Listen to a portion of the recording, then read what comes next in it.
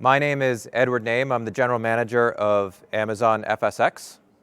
And I'm really excited to be here today talking to you about how you can use S3 with FSx for Lustre to make your compute workloads run faster and run cheaper. We launched FSx for Lustre a year ago at reInvent. Can't believe it's already been a year, but I'm really excited to talk to you about what the service looks like today, and we're sharing a few announcements about things that are coming soon as well. So in this session, we're going to talk first about how exactly FSx for Lustre is designed to make your compute workloads run faster and cheaper on AWS. We'll then share details about how to use S3 and FSx together to process data sets. We'll talk about some options that you have for how to use FSx for Lustre during a data processing workload, and based on your workload's requirements, how you can think about things like availability and some options we give around availability. We'll then share some details on performance and TCO. And then finally, Daryl has some fun demos that will show FSx for Lustre in action. And by the way, with me today are Shayan Saha, who is a principal product manager for FSx, and Daryl Osborne, who's a solutions architect for our file services. And you'll see them in a little bit. OK, so without further ado, let's get started. And I'll start by explaining how FSx for Lustre makes your compute workloads run faster and cheaper on AWS. And let me begin by taking a step back and talking about why do customers run a really wide spectrum of compute workloads on AWS? Well, there are really 5 benefits you can think about that the AWS cloud provides you. So first, when you're running compute workloads, you get elasticity. So virtually unlimited infrastructure, enabling scaling and agility that you just can't get on premises. Functionality. So we have a rich set of instance types, automation frameworks, orchestration mechanisms, and networking and visualization solutions. Agility. So because you can spin up a compute cluster, process, and spin down, you can fail fast, you can iterate quickly, and it really helps you reduce your time to results. We provide global infrastructure, so you can have compute clusters in any of our regions or many of our regions across the world. And that helps you to collaborate with teams across the world where you maybe want compute and storage co-located with where people are. And it's cost optimized, so you pay for only what you use. So what does the typical compute workload on AWS look like? Well, commonly, customers will ingest their input data sets to S3 over time. And they put it on S3 because S3 is highly durable, it's low cost, has a variety of ways to bring your data onto it, and it provides a lot of tools and other services for doing stuff with your data. So people really use S3 as kind of a data lake or long-term data repository, with data getting ingested into it over time. And then when customers want to run a workload against that data, like maybe they want to run a machine learning training job or they want to do a video transcoding job, in some way they will make that data available to their compute instances. They'll process the data, and then they'll either checkpoint intermediate results back to S3 or they'll write their final results back to S3 at the end. Then they'll spin down their cluster and they'll be done with the workload. So how do you make that data available from S3 to your compute instances? There's 3 common ways. So the first is to copy your data sets to EC2 instance storage or to local EBS volumes that are attached to EC2 instances. And so your data will really appear to your application as local files. A second way is to copy data sets to a self-managed, high-performance shared file system. And so you can have multiple instances that all have access to the same data. And again, the data will act like it's local to those instances from an application perspective. And then finally, you can process data sets directly on Amazon S3, so directly using gets and puts from your application that's running on EC2.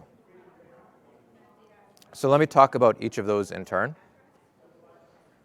So with data processing with EBS or with local instance storage, the way it works is usually at the start of the workload, you'll copy your data to instance local storage or to EBS volumes attached to each instance. So you'll figure out how to place the data based on which instances need access to the data, to a particular piece of data. And it's a workable solution that a lot of people use, but it has some drawbacks. So first, you need to plan your active working set. So you might have a bucket that has a petabyte or 2 petabytes of data. You need to know which portion of that data set is going to be relevant for a particular portion of the workload that you're going to be running. Or you have to update your application to be aware of this notion of the S3 bucket and to pull data into local instance storage as it's being accessed. So you have to really be thinking about your active working set and planning around it. Second is you need to shard your data set. So you need to spread your data across instances or volumes, and each instance only can access the data that's on the instance local storage or the EBS volumes that are attached to that instance. So that's what we call sharding, and that's something you need to do in this setup. And then the third drawback is data duplication. And really what that means is you might end up placing duplicate data across instances or volumes, depending on which instances need access to which pieces of the data. So you might have multiple instances that need access to the same files, for example. So now you're storing the files redundantly across different nodes. So with self-managed file system, you avoid some of those drawbacks. It's a shared file system, so it means all of the instances have access to the data set. But the downsides there are shared file systems, especially high-performance ones, tend to be really complex to manage and to maintain. There's a lot of kind of performance tuning and availability tuning that you need to do and be aware of, often on an ongoing basis. And you still have to plan your active working set. You still need to know which data needs to move from your bucket to that file system for a particular compute workload that you're running. And with both of those solutions, you also need to track your changes and write your results back to S3. So you need to track which data has changed or which files have been created, and then you need to write application or scripting logic to periodically write changes and results back to S3.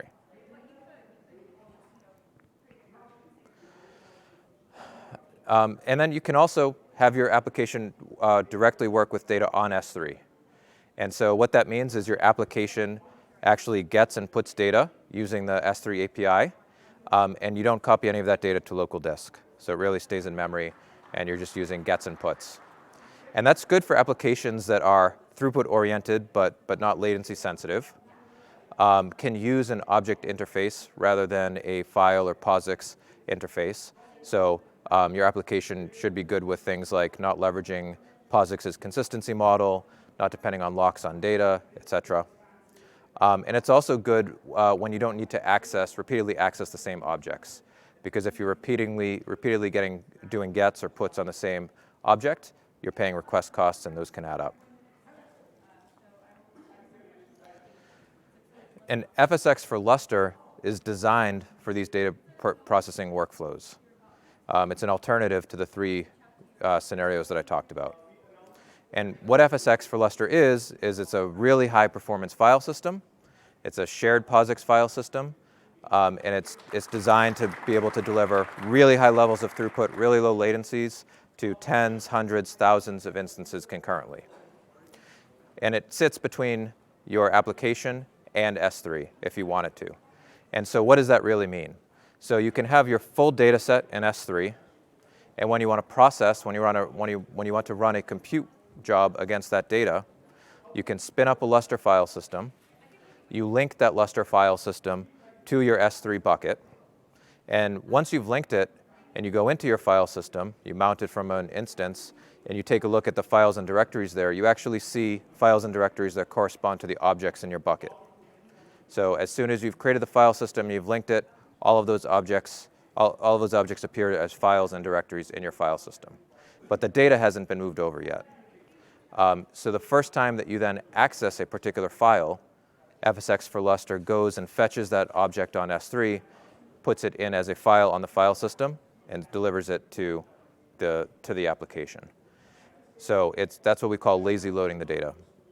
And then FSx for Lustre gives you commands to be able to write changes back to S3 or write new files back to S3.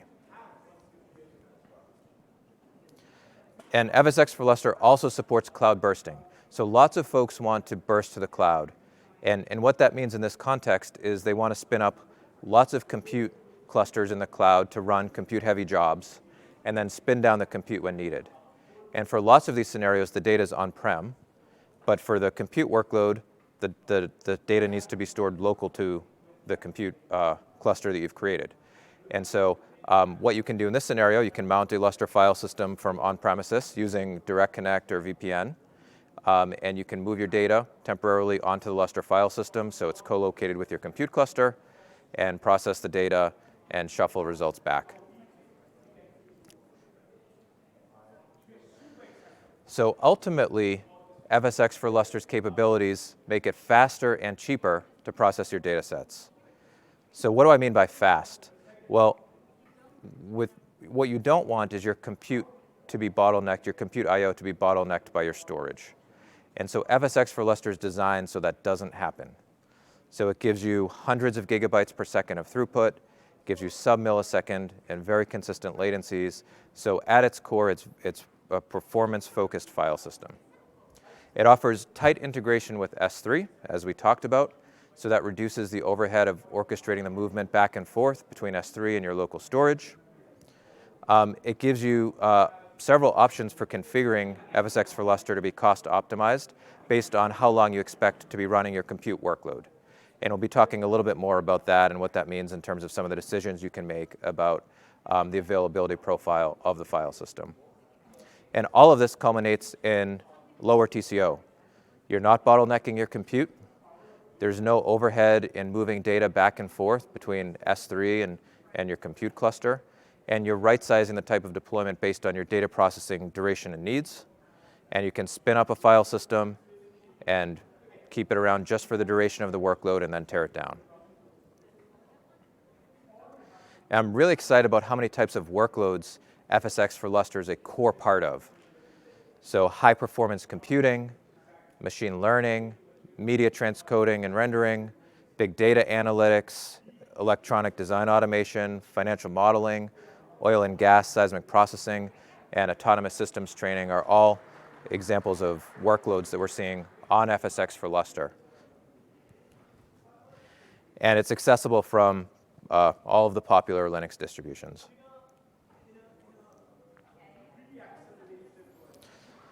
And we've had a really busy year as an engineering team with feature and region launches. And I won't go through all of what's on here, but I do want to talk about how excited I am that this week we are announcing that coming soon are two new capabilities for FSx for Lustre. So the first capability is what we're calling self-healing file systems. And with FSx for Lustre today, Lustre acts as a scratch file system. So it's really meant for these workloads where you spin up, you process for a couple hours, couple days, spin down. We don't replicate the data. We don't swap file servers if there's a failure. So it's a scratch file system. What we've seen a lot of customers doing is running these file systems basically in perpetuity and wanting them to be around for long periods of time. So coming soon will be what we call self-healing file systems. And these are ones where we replicate the data, we do file server replacements, so you can think of them as high availability file systems. And then the second thing that we're announcing is the ability to sync POSIX metadata, so things like POSIX permissions between your file system and S3. And we'll talk a bit more about each of those. One thing that Andy announced in his keynote yesterday and that we launched yesterday is support on the LA local zone. And so FSx for Lustre and our other FSx offering, FSx for Windows, are available as of yesterday on the new LA local zone. So I'm now going to turn it over to Cheyenne, who will begin by sharing more details on the tight integration between FSx and S3. Thank you. So please nod your head if you can hear me. Good. So my name is Cheyenne Shah, by the way. I'm a principal product manager at the Amazon FSx service. Before we we dive deep into the tight integration between Amazon FSx for Lustre and Amazon S3, let's actually examine the user experience. So when you create an Amazon FSx for Lustre file system, you specify an S3 bucket. On accessing the file system, you will see all the objects that are in S3 as files and folders in your FSx for Lustre file system. The files are, at that point of time, the file data is actually still not there in the Lustre, FSx for Lustre file system. It's actually moved in real time when you access it. So that this is a process which is commonly referred to as lazy loading, and I'll go into it more details in one of the next slides. And at any point of time, you can use a command to write back results to Amazon S3. So that's kind of your user experience. So let's look at the tight integration now. Amazon S3 integration is highly performance optimized for fast data and metadata movement between Lustre, Amazon FSx for Lustre and S3. The way we do this is, so each Amazon FSx for Lustre is composed of a cluster of file servers, each with one or more disks. The data movement to and from S3 actually is parallelized across all these servers that is hosting your data. And we use multi-part upload and download to move big files faster. So it's all happens behind the scenes, but it's really fast. Now let's look at the lazy loading example. Say on your left-hand side, you have your S3 bucket. In the center, you actually have created a FSx for Lustre file system that's linked to this S3 bucket. As you can see at creation, when you access the file system for the first time, it's you will see all the objects that are in S3 bucket in the Amazon for FSx for Lustre file system.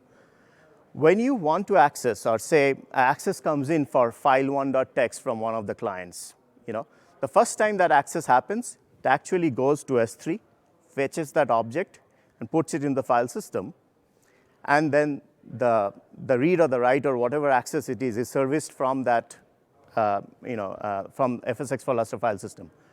So that's great. The first time you brought it in.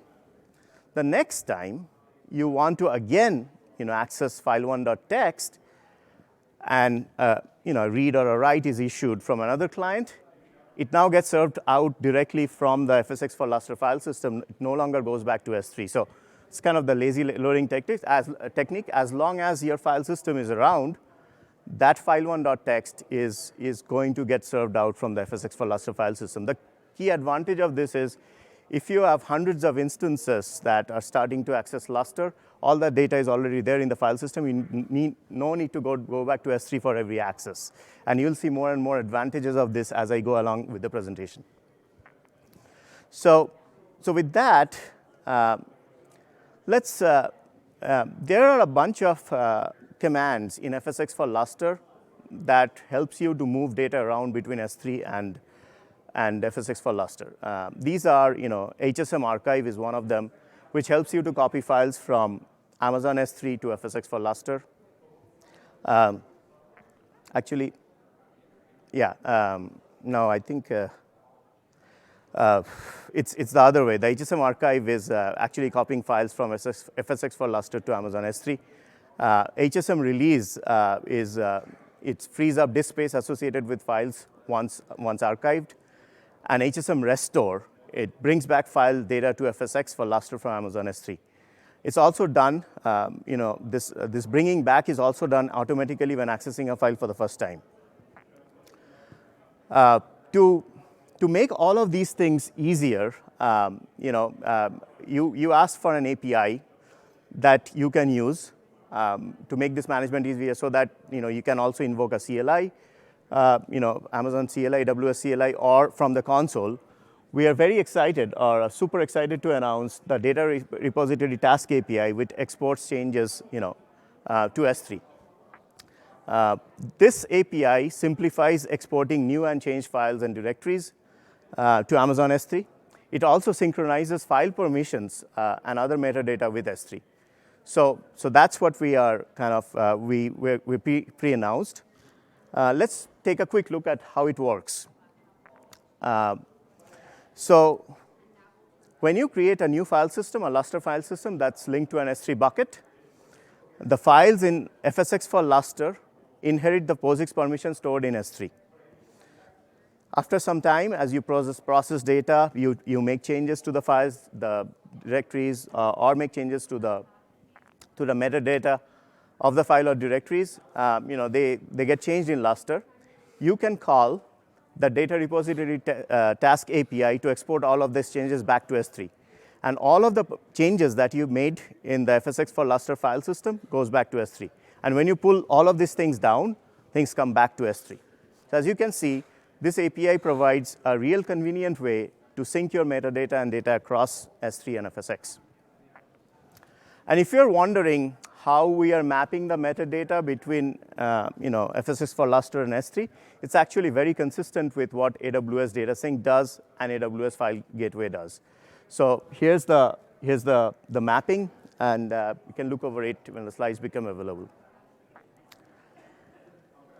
There's another interesting function that FSx for Lustre offers. This is using the HSM release API. So when you have data sets that you think are no longer active, you have worked on it, you have written results back to S3, you have archived it, you have a copy in S3. What you can do is invoke HSM release to release all the file data that's associated with those files. Now, what this command actually does is, it does release the file data, but it still keeps the metadata information in in FSx for Lustre. So next time when there is an access for a file in FSx for Lustre, you will go and bring it back to S3, and it all happens transparent to you. You don't actually, it happens on the back end, and you just access the file. So say you have a process where your active data set is active for, say, 30 days. On the 31st day, you can decide to archive your stuff, all your data to S3. Then you can release all of those data, but the metadata will still be there. So on the 51st day, if you need some files back, you can actually get it, and it will get from S3. So it's a pretty cool way, we can help, maintaining your active data sets in Lustre while your inactive data sets can go to S3. So let's look at the life cycle of a file. Now, we talked about a lot of these things, archive, release, restore, et cetera, et cetera. The life cycle of a file, when created, it has no state. When archived, it goes to the archive state. When you modify the file, it's dirty. It's marked as dirty in the Lustre file system, but it's archived in S3. When you archive it again, it syncs up between the two, the FSx for Lustre file system and S3. And if you do a HSM release, it's basically the file data associated with the file is released, but the metadata information for the file is still there. And if you access the file again, the file will be brought back. So that's kind of the life cycle of the file. All of this really good tight integration, with S3 actually helped us a lot with the Amazon SageMaker integration, which we pushed out in September. It's very interesting. There are two key advantages of using FSx for Lustre with Amazon SageMaker, or using FSx for Lustre in between Amazon SageMaker and Amazon S3. The first key advantage is you don't have to wait for all of your file data to get downloaded into your local file system before you can start your ML jobs. Because as you saw with the lazy loading example, as soon as the file system, FSx for Lustre file system is up, it has the data. And as and when it's accessed, data will be brought down. That's the number one benefit. The number two, even bigger benefit, is once your data is in FSx for Lustre, iterative ML jobs on that can just run. You no longer need to go back to S3 and issue a request to get the data from S3, which saves you on request costs and eventually on TCO.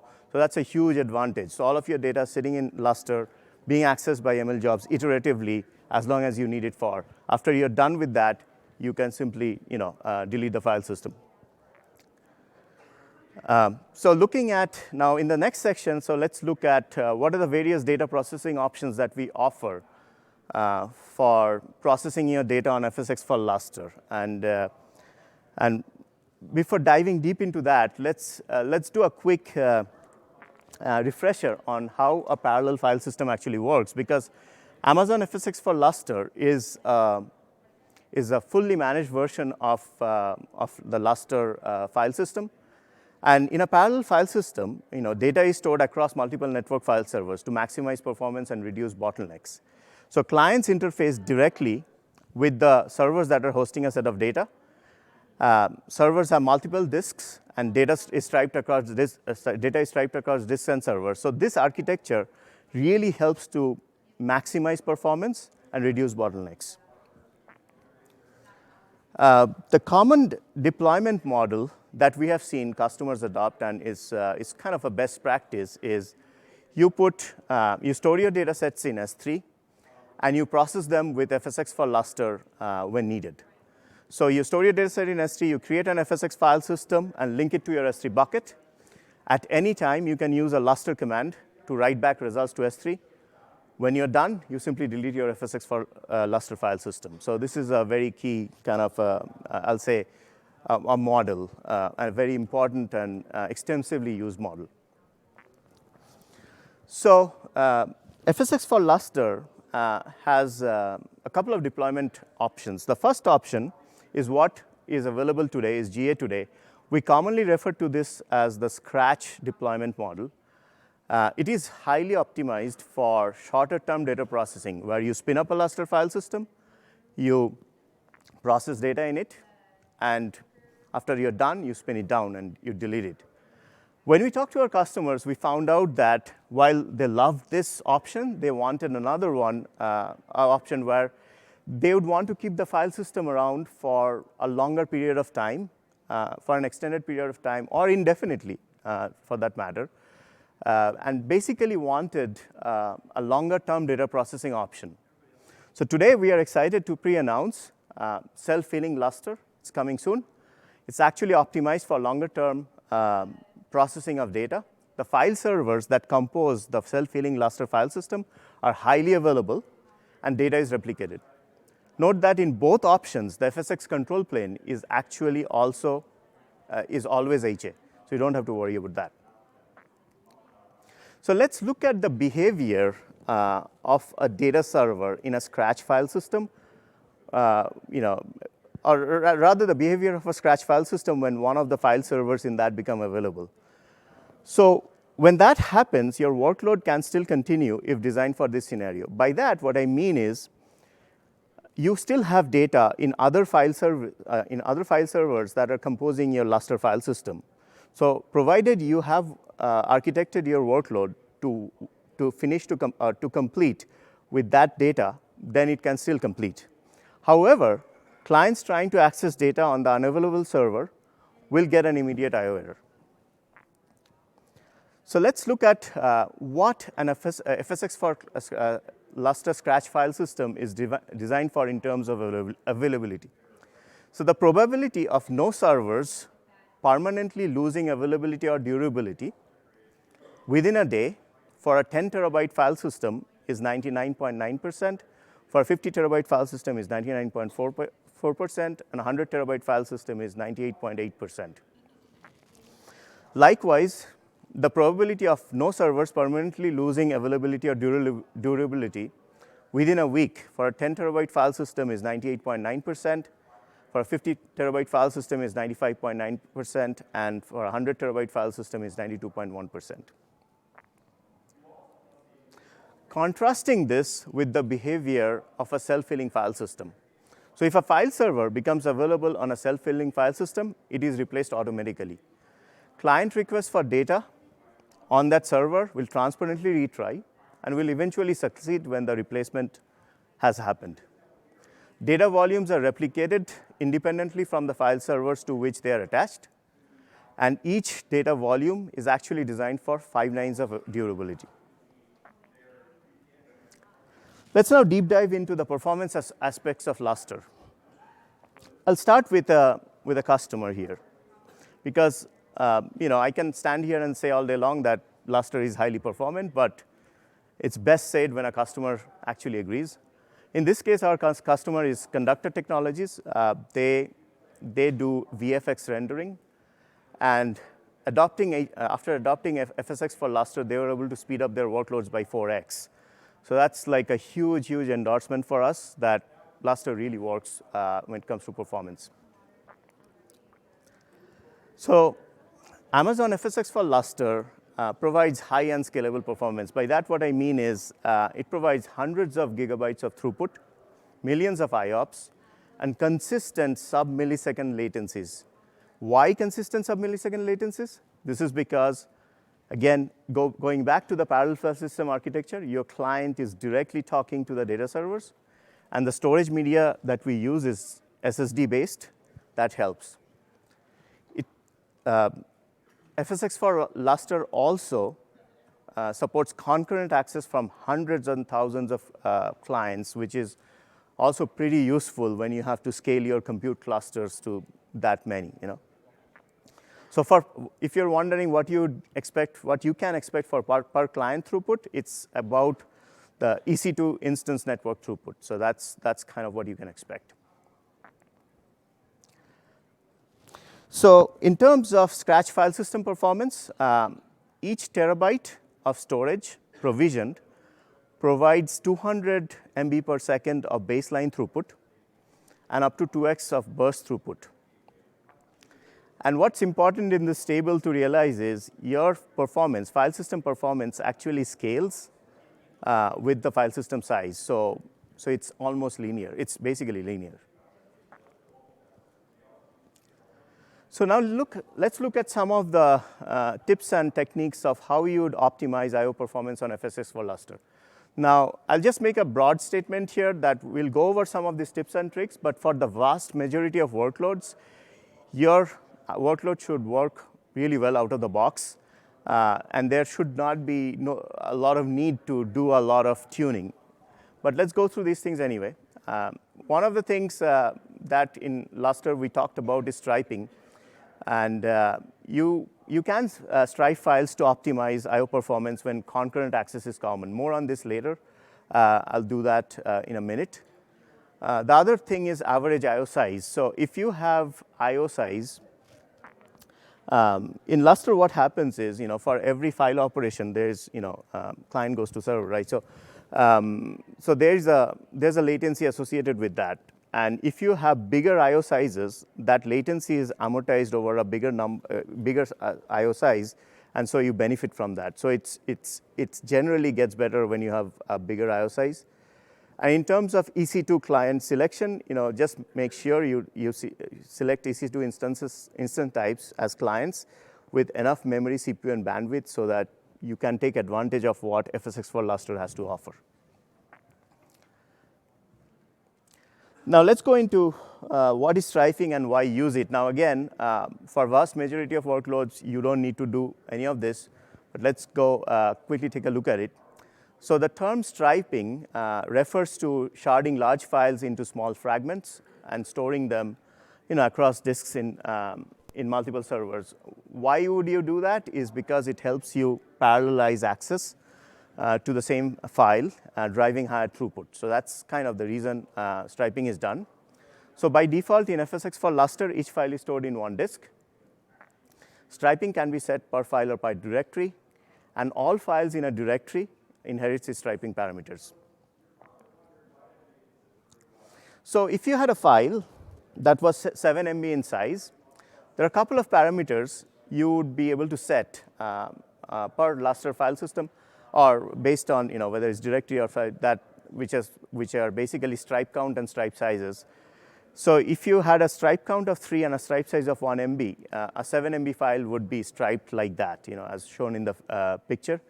The stripe count essentially boils down to the number of disks that you want the file to be sharded across. So that's basically it.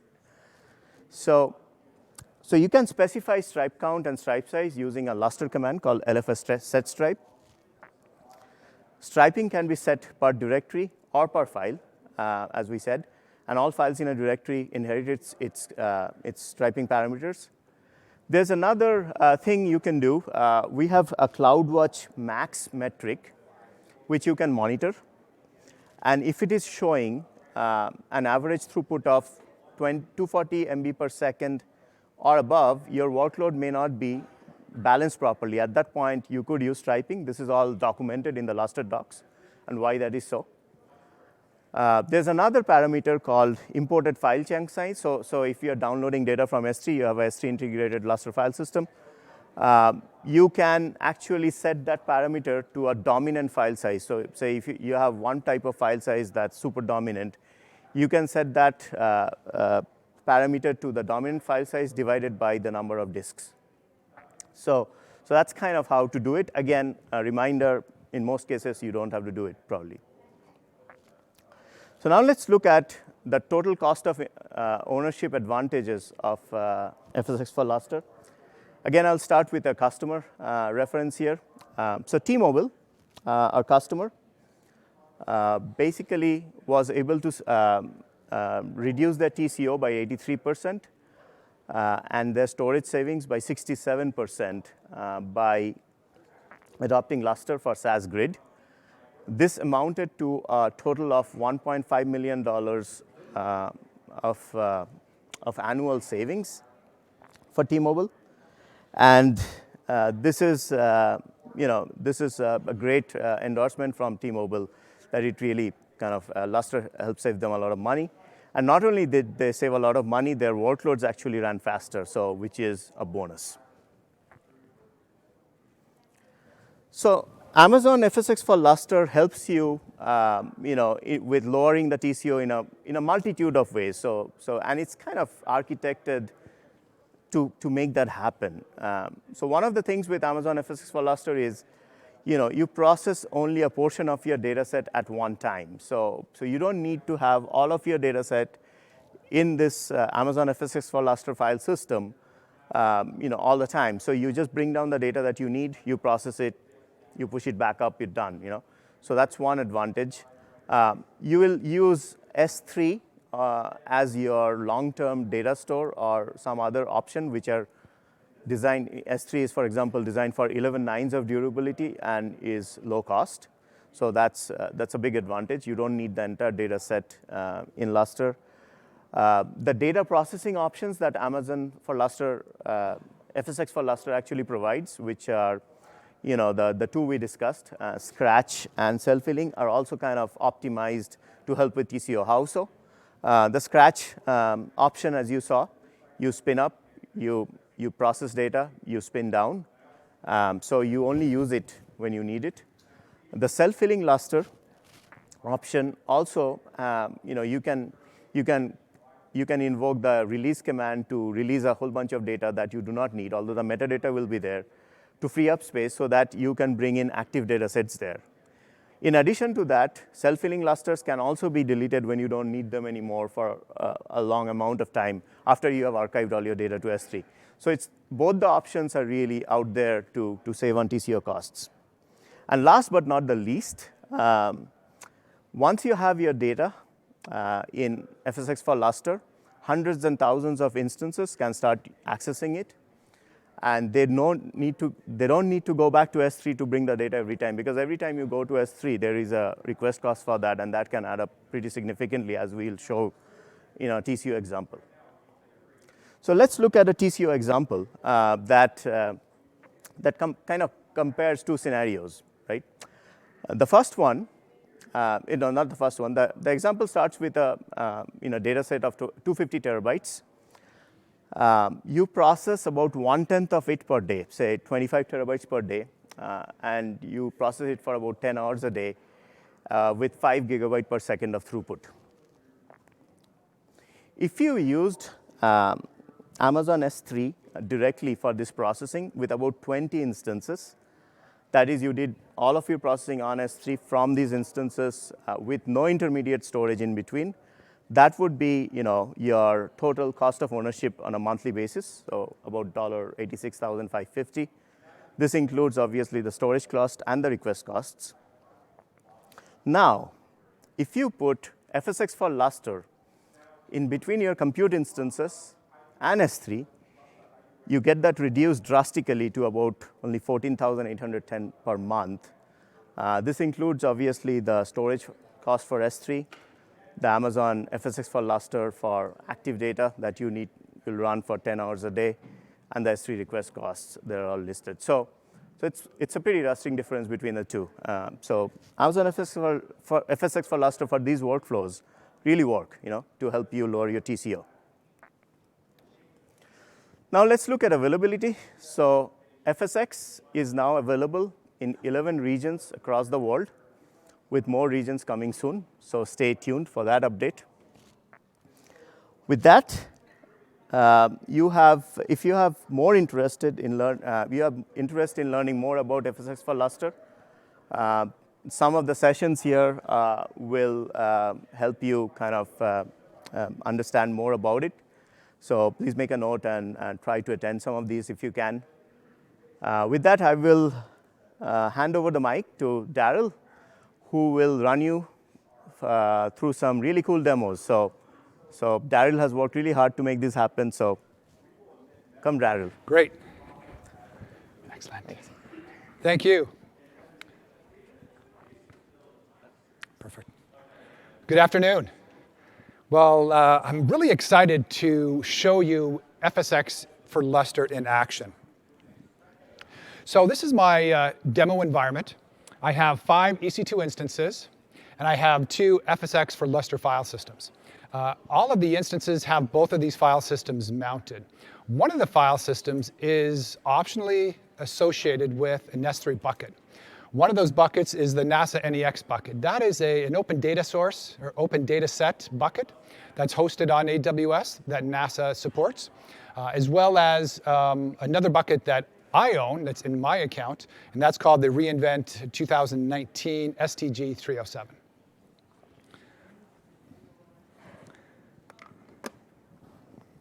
So let me go ahead and get this environment set up really quick. Make sure that we're connected.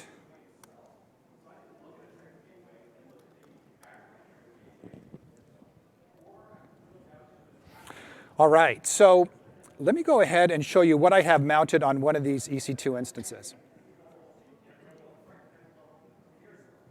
So here we see we have both file systems mounted. One's mounted as MNT FSx NASA NEX, and the other one MNT FSx reInvent 2019 STG307. Now both of these, again, are associated with 2 different buckets, but both are mounted to the same EC2 instance. We're first going to work with the reInvent 2019 STG307 bucket and file system. So if I do a simple df against this file system, I can see that I have basically 84 OSTs. OSTs within Lustre is an object storage target. It's how Lustre does parallel data storage and access for a file system. So I have 84 OSTs associated with this file system. And at the very top, we can see that we have one MDT. MDT is a metadata target. That's where our metadata is stored for my file system. I'm using the default stripe set, which is set as a count of 1. So whenever I create a new file, it's going to go ahead and put it on one of those OSTs. That's where it's going to be stored.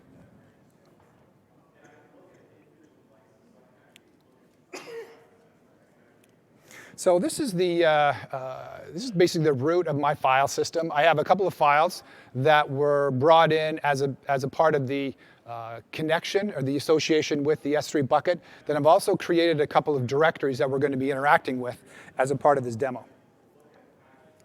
So the first thing I want to do is generate some throughput. I want to create a file. I'll use a simple dd command, and I'm going to write it to this directory. Up top, we have nload running. Nload is a real-time network monitoring application, so we can see how much throughput we're actually driving this EC2 instance. So we finished creating that file, and we did that in about 4.7 seconds. If we do a simple LL against this file system, we can see that that new file system, it has been created. It's 5 gigs in size. It's the one dd-I, etc. What I want to do now is really show you that this file system is associated with an S3 bucket, and I'll let you know this is the S3 bucket that the file system is associated with. What we want to do is we want to take a look at the archive state, the HSM state of this file. So we can see it's a new file. It really doesn't have an archive state because the file today, right now, only exists in FSx for Lustre. It doesn't exist in S3 yet. we could take a look at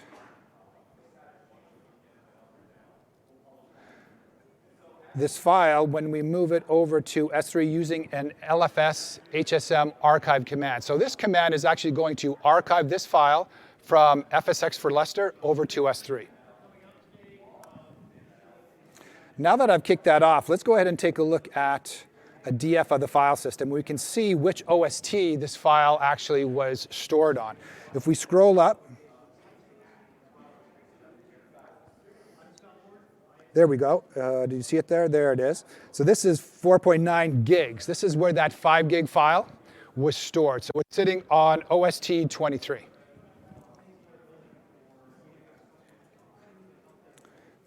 There we go. So I also want to take a look at the state now that we've archived that.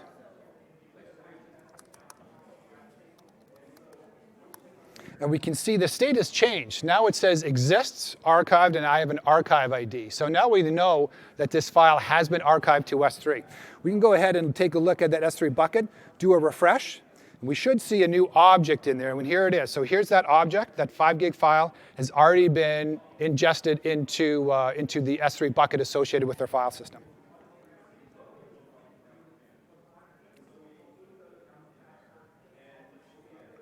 Now what I'm going to do is I'm going to go ahead and release that file.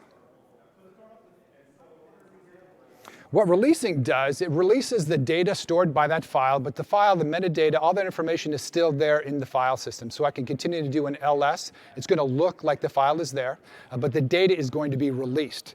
We do that so that, or you can do that so you can allow other data from other objects to be imported and used in your file system. Now if we do a simple LFS DF on our file system, we can see that that 4 gig or that 5 gig file has now been released from the file system. I have another test that I want to do, and this is using DD again. I'm going to have a number of threads writing into a different directory, ION-cron directory. So if you're familiar with ION-cron or iNotify, I actually set up an ION-cron to monitor a directory called ION-cron in this example. And any file system operation that is doing a create or a modify will trigger a command that will execute the HSM archived for that file. So automatically, any file that I write or modify in this directory will be automatically archived over to S3. So we're going to go ahead and take a look at that in action.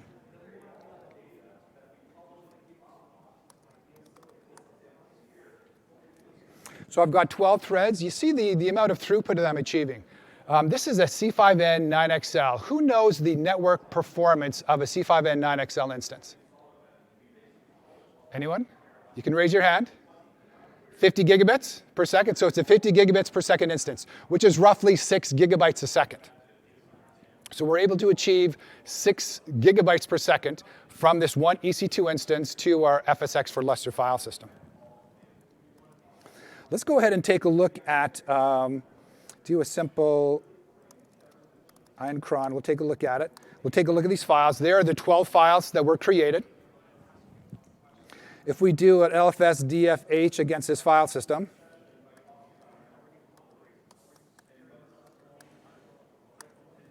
if we scroll up, we can actually see where these files are stored. So we have one on OST 83. We have another one on 77. As we scroll up, we can see them sort of scattered throughout the entire file system. So we're going to have 12 OSTs. Each one of those OST is going to have one of these files. Now if we go over to our S3 bucket, if we do a refresh, we should see a new prefix, which is ION-cron. That's the directory that I created these files in. And then we should have 12 5 gig files in there. So we see our directory here, or our prefix within an object store. And now we see all of the files. So now we just live migrated or created 60 gigabytes of files on FSx for Lustre. And because they were created within a directory that we were monitoring and an HSM archive was issued for each of those files, they now reside and were archived over to S3 all automatically.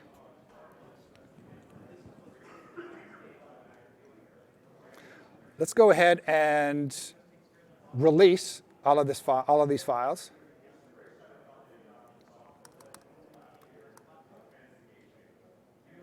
And what this is going to do is going to free up my space again so I can use it for other demos.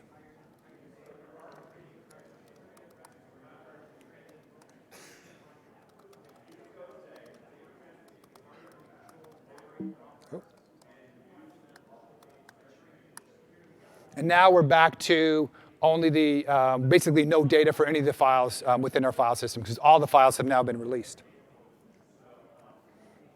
We're going to do another test. This is using IOR. Some of you may be more familiar with IOR.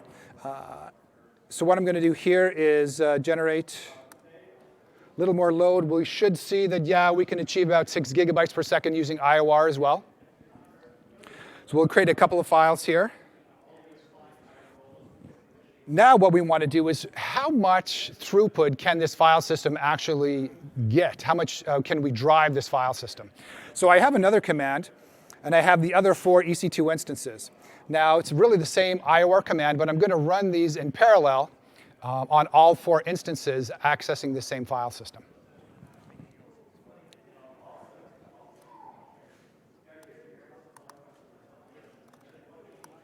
So we'll come back here. So all of these have the same file system mounted. These are 3 or 4 separate instances. All of them are mounted identical. So if I issue this command on all 4 instances, we now should see that each of them are getting 6 gigabytes per second throughput. So we're going to come back to this after a few minutes and see how much throughput we were able to drive from these 4 instances, all hitting the same file system.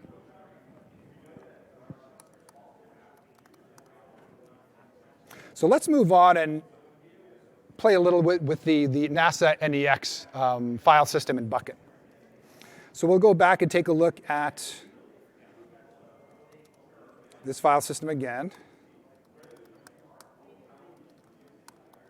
So we see that we have both file systems mounted. We're going to use the NASA NEX. We will do a simple df against this file system. We'll see it's a little smaller. This is about a 32 terabyte file system. We only have 27 OSTs. But again, we see that we don't have any data loaded. So the total size is 128 megabytes of basically directory structure and metadata in our file system, but no data is actually loaded yet.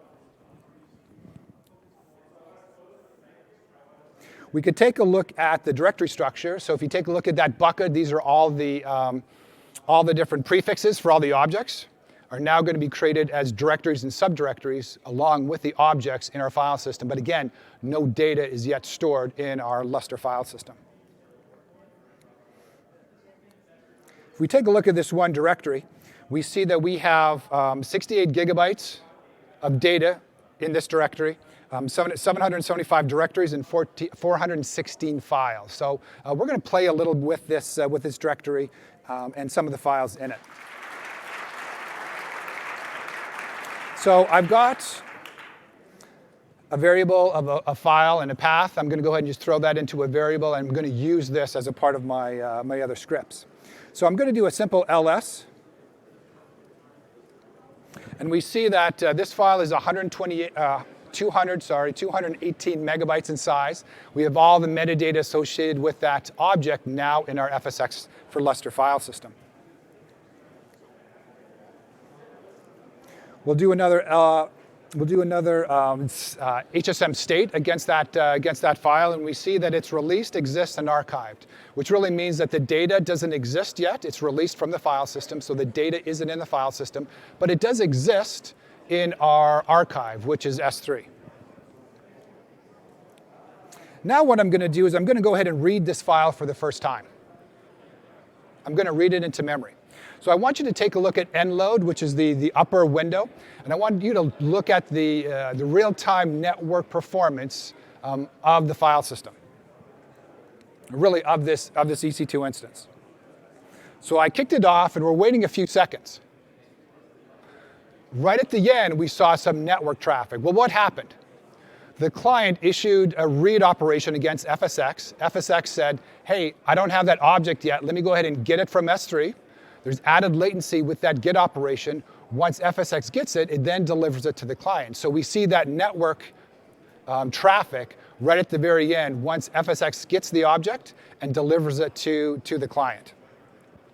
If I issue the same command, what's going to happen?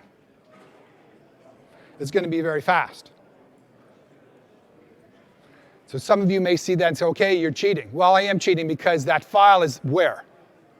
That file is local. It's cached now. It's cached on that EC2 instance. So what we need to do, we need to drop our cache. And when we read it again, it's going to be now delivered from the FSx for Lustre file system.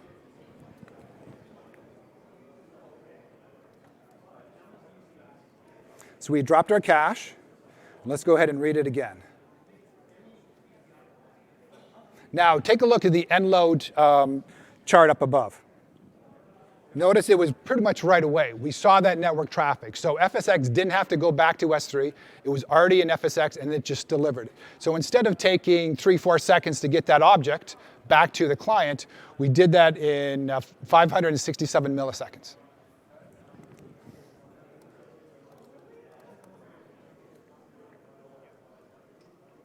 If we take a look at the HSM state of that file, we see that now it exists and it is archived. So it's not released because now it exists in the file system. We can see where that file has been loaded.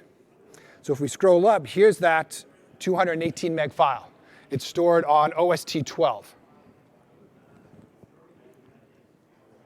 We can go ahead and release it.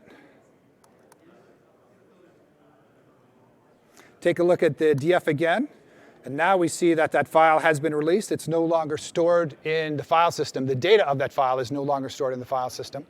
But we can still do a simple ls against that file. And the file looks like it's still there. And it is still there, except the data hasn't been loaded yet.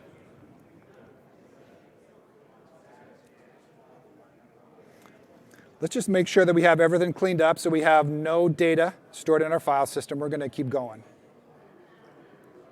So I did a tree on this one directory. This is the 68 gigabyte directory, and it has 416 files. So what we want to do here is I'm going to go ahead and run a command to see what state are all of these files in.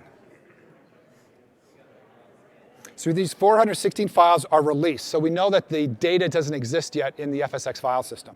So let's go ahead and read, basically do a batch load of all of these files into the FSx file system from S3. So we'll periodically go ahead and take a look at the state of all of these files, the HSM state. We'll see 146 have already been loaded, 214. 268. So here, just within a few seconds, all 416 files have been now loaded into the FSx file system. So just within, 10, 15 seconds, 68 gigabytes of data was loaded from S3 to FSx with a single command. And if we take a look at a DF of the file system, we see that all 68 gigs have been loaded. If we do a cat on one of those files, again, that file has already been loaded to the FSx for Lustre file system, so it's going to be read directly from FSx.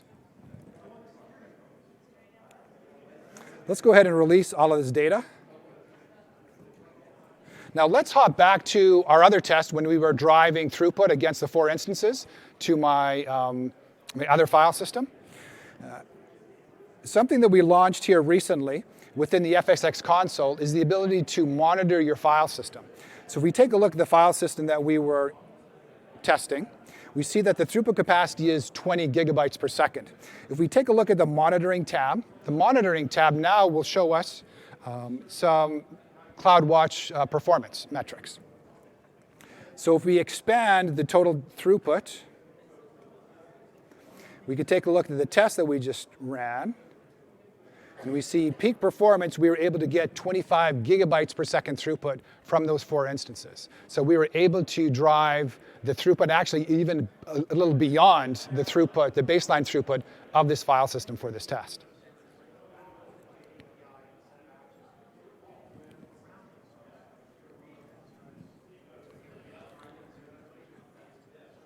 We are out of time, but I do want to show you one command. So there is this command right here really is a progressive file layout, which you can do in Lustre, where you can have a stripe set in a directory that is progressive. So smaller files will only be striped on one OST.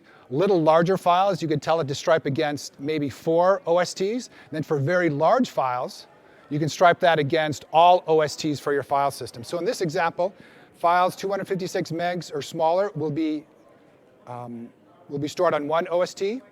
16 gigs will be stored on 4, and anything above that will actually be stored on all the OSTs of the file system. So a very easy command. You can execute against a directory, and this is basically creates a progressive file layout.